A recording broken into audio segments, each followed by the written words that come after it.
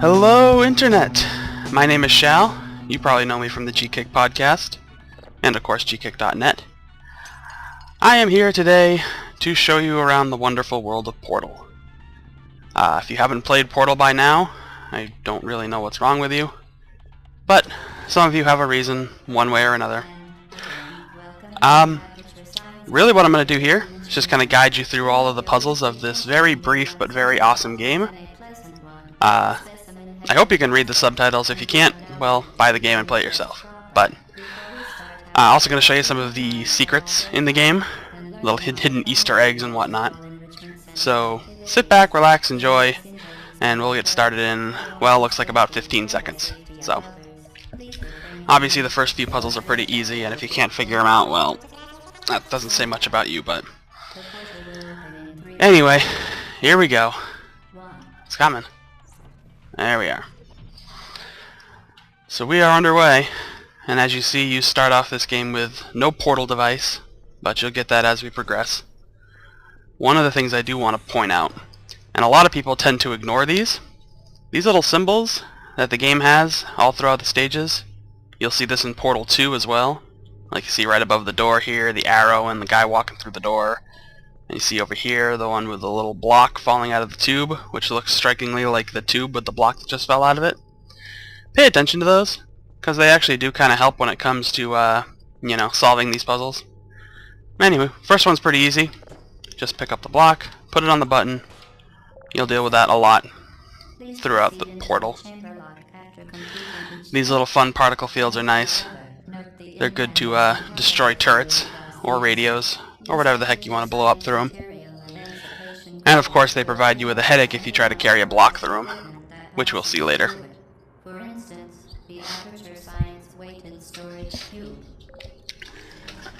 So we are heading into portal number 1, or chamber number 1. Now you do see this puzzle in the second game as well, but of course the funny thing is that it's designed a little bit differently, and they kind of say a little bit better, and I have to agree. Instead of having to just stand there and wait for a portal to open, you can actually hit a button to turn them on, but you'll see that when we get into the next game, which will be later, much later. But let's move on to the next one. See, it's pretty easy. The hard stuff comes later. This kind of just gives you a warm-up of exactly what you can expect here in Portal. The loading screens in this game are definitely much more seamless than the second one, but we'll talk about that soon. So there's your first gun.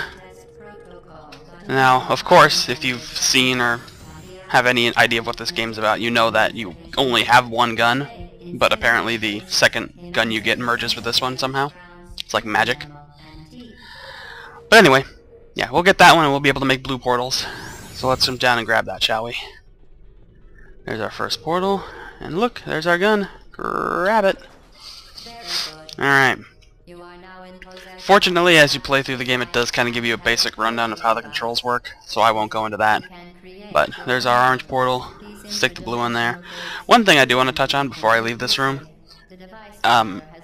don't just get stuck in the habit of putting portals on walls, because they can go on ceilings and on floors.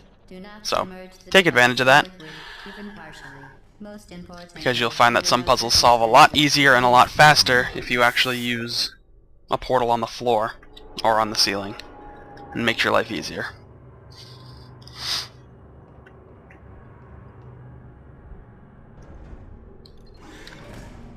Alright.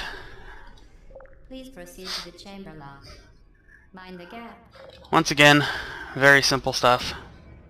Walk through there, blue portal there, back through. Oh look, we're done. Remember, the Aperture Science Bring Your Daughter to Work Day is the perfect time to have her tested. Really, a lot of these are just kind of to introduce you as to how portals work and how you can walk through them. It really is quite fascinating. Okay, not really. It's just how the game works. Alright, Chamber 4. Now this one You can see where the orange portal is here, kind of right next to the button. A lot of people, if you look down this pit here, there's the block. A lot of people will jump down there, open a portal on the wall, and carry the block through. Well, this is where I go into the whole point of using the floor, because... Oh, did you see that? Put the portal right under the block, and you never have to jump down. Once again, excellent work. As part of our required test protocol, we will not monitor the next test chamber. You will be entirely on your own. Good luck. Alright, we're headed to chamber number 5, and that's where I can kind of show you one of the first little hidden things in the game. It's just going to be a moment.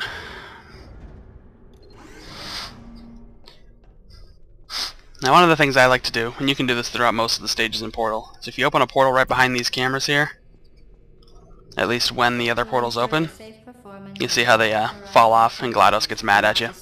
It's fun. Well, anyway, first thing you want to do, like I was saying, to do this little hidden thing, knock down these 2 cameras. Let's take those down. So we'll leave those right here for now. Now let's actually solve the puzzle, shall we?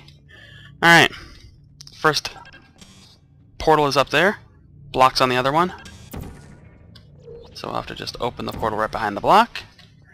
There's another thing to keep in mind too, is you can just sort of reach through portals and pick stuff up. You don't actually have to be on the other side of the portal.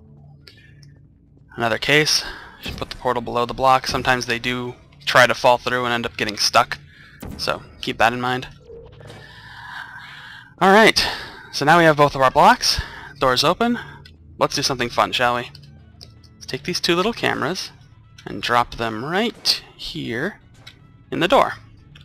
What happens if I take this block away? Oh, look! The door is stuck. But it didn't quite work right. So let's do it again. Because it kicked my camera out. Violently, as a matter of fact. Wow. Threw it halfway across the room. Let's try it again. Right there.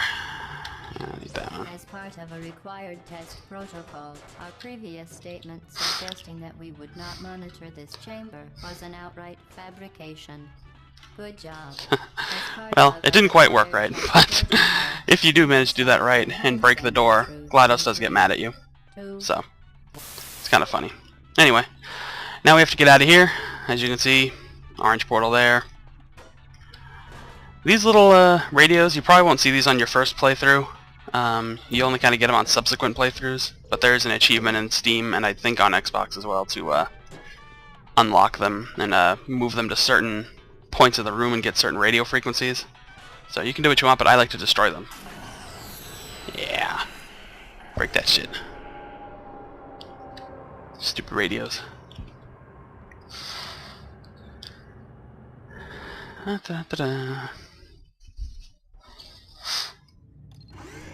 Alright. Next part here, again, very simple. These little high energy pellets. You only really deal with them in the first game. In fact, I don't think they have them at all in the second game. They have all sorts of other weird crap you have to deal with. But this setup's pretty easy. As you can see, it's bouncing off of the orange portal there.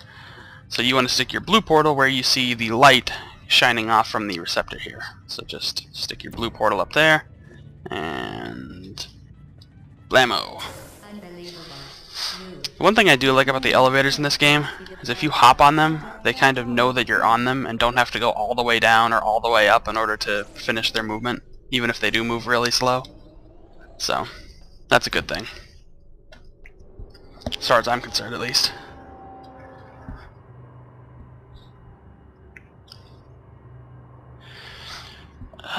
Moving right along.